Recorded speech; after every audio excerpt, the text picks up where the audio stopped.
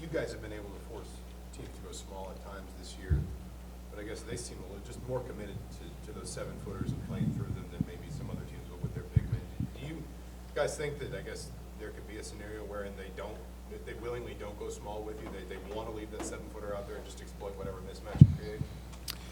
I would say any team would have that mindset, knowing how small we play. Teams are always going to try and play bigger against us. And that's what I would do personally if I was a coach, and just try and pound it inside. So what we have to do is just, prepare very well for their bigs. We know they're big inside, and we played against some length this season. I felt like at times we've done well and at times we haven't. So specifically this game, they got a couple footers. So we just got to prepare that much better, I feel like, for this game.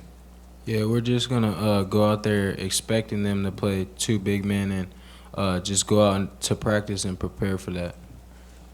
Yeah, and James, how well do you know Rayfield? I assume you know him pretty well. And then there's a real good chance he would be guarding you. Have you guys gone up against each other before? I know you have.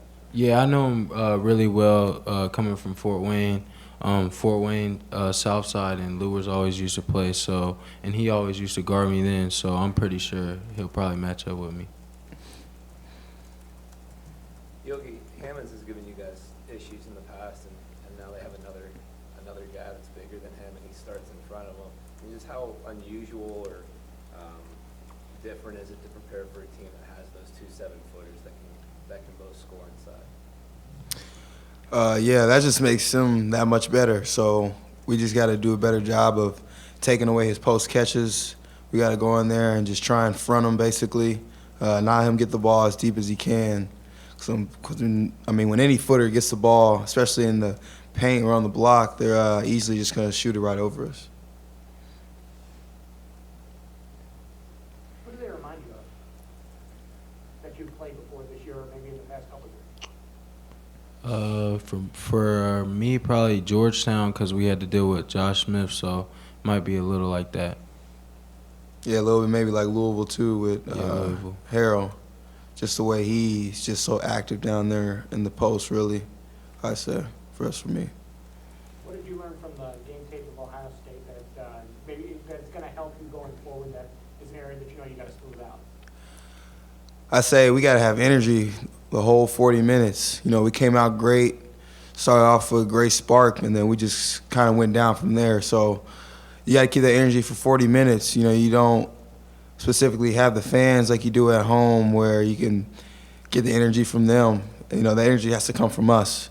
And we felt like we didn't do that at Ohio State. So we got to create our own energy, got to create our own spark and our own motivation to go out there and win the game when we play away.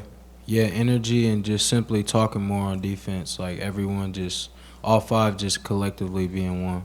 Is that the biggest thing you've learned from playing on the road now a couple of times in the league so far? Yeah, definitely.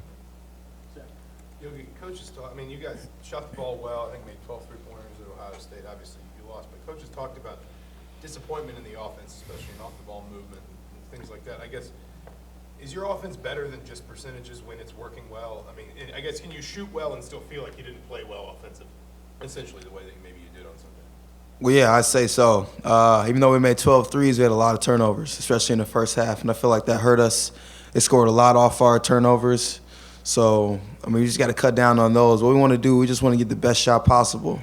I know we're going to make shots. I feel like we do that in practice every day, and it just carries over to the game. But the biggest thing for our offense is we have to move and cut to get those open shots and those good looks for us, and we didn't do that against Ohio State. Yogi, I know every game is big, but the fact this is a rivalry game, how much more they're sold out for the 48th straight year for this game and that.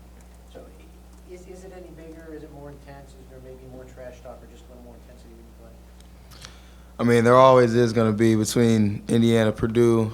This is my 3rd year playing there now, I believe. So every year, I know what we're going to get. Maybe these young guys haven't seen it yet, but I've been telling them, I've been in their ear about what this rivalry means, and it's just about going out there and showing people that you're the best in the state.